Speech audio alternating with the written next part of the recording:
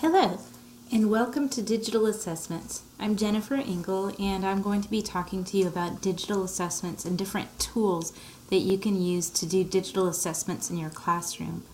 The goal of digital assessments is to cut down on the amount of time that you're having to take in order to grade papers and to give students feedback.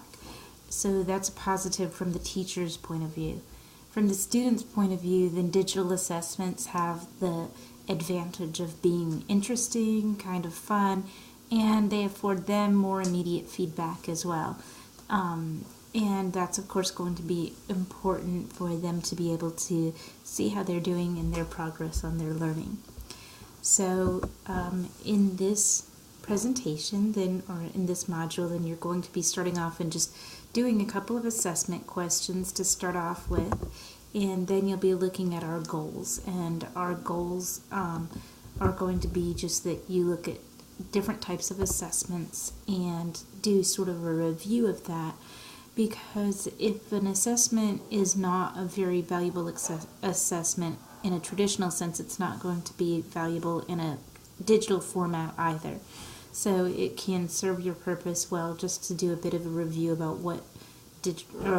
what assessments in general are and the different kinds of assessments that you're probably doing already in your classroom, or if you are soon to be a teacher, that you will be doing in your classroom. Then we're going to look at a lot of different tools, and the way that the format goes, it's going to be up to you how much detail you go into for each tool. But I would definitely recommend that you look at each tool, because you might have ideas for how you can use that tool in your classroom that I don't necessarily know about. But whenever I can, I'll try to point out different ways that these tools can be used. And I hope that you find it helpful and that there's something that you can take back that's going to benefit both you and your students. Thank you. The beauty of the tools that we're going to look at next is that they require no interaction with the teacher.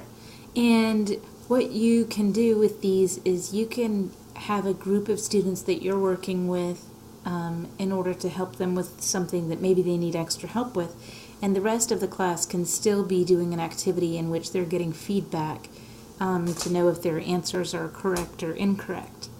So I'm just going to go through the list and talk to you a little bit about them so that hopefully you'll get excited about them and want to click on them and learn some more.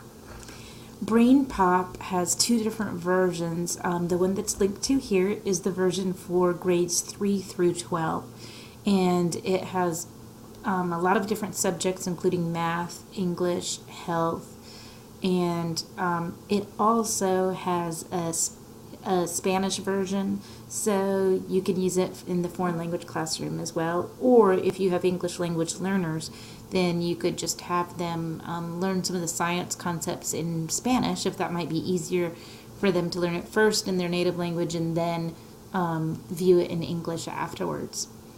So BrainPop is very good. And I recommend that you check it out, and if you find things that you can use, then great. Educanon is a tool in which you could make videos interactive. So you know how you show the kids a video and you're not exactly sure if they got what they were supposed to get out of it. Well, Educanon allows them to watch it, and then it allows you to insert questions as they're watching the video. In addition to which, you can get feedback about who's getting the concepts right or wrong.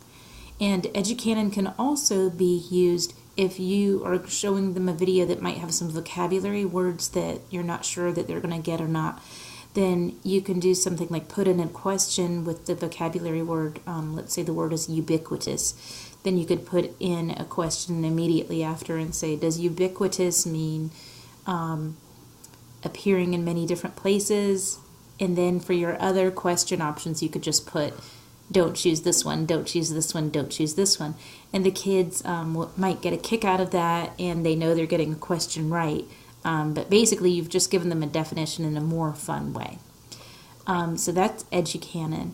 And then Kia and Quizlet are very similar, and they have a lot of information that has already been entered.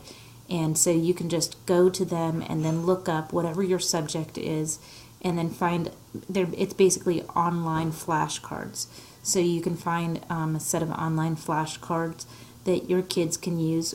Personally, I use Quizlet, and it also has some games, so the kids feel like they are playing some games, and they have a good sense of competition with that. Another awesome thing about Quizlet is that it allows you to get reports of how your students are doing. And if you sign up for the teacher's account, which is like $25 a year, then you can check this little box, and then it will only show you Quizlet flashcards that other teachers have made. Kahoot is an interactive game in which you're going to use your projector to project a question and then potential answers on the board, and then the students are going to choose which answer it is. And there's a competitive sense because it ranks every single student in the classroom, so 1 through 26. And the nice thing about that is that they are not as discouraged as you'd think they might be if they're like the last in the class. Then they're not particularly discouraged, at least in my experience, and they're pretty determined to be not at the bottom of the class anymore. They want to pay attention and get ahead with it. Now, the scores are not all projected, but the top 5 scorers will be projected. And amazingly, I have seen some of the kids that I would never have thought be in that top 5, because they do want that recognition. And I teach in high school, so I was a little surprised to see that competitiveness with something that I thought might appeal more to the younger kids, but nope, the older kids love it. And it gives them a message after each quiz, like you are in 11th position, and then it'll tell them who is in 10th position, so that they're continually being challenged, but not challenged to the extent that it's not a doable task. So that's what's nice, is that it just shows the person that's right ahead of them, and that seems like it's an attainable goal rather than just having to be the top 5. So I really highly recommend Kahoot. It's very easy to use no matter what subject or grade level that you teach. Now, no red ink if you do not teach some sort of English or grammar or language arts. Just skip it. Unless you're just one of those sticklers that really wants your kids to learn that type of thing. But no red ink is excellent for language arts, English, and grammar things. And it ranges from pretty straightforward, simple stuff that you could use in elementary school all the way up to stuff that you can use in high school. So it's nice in that it grades the students automatically. There's nothing that you have to do. You can get a report of how they did afterwards. And the other thing is that it makes it very interesting for them, because it gets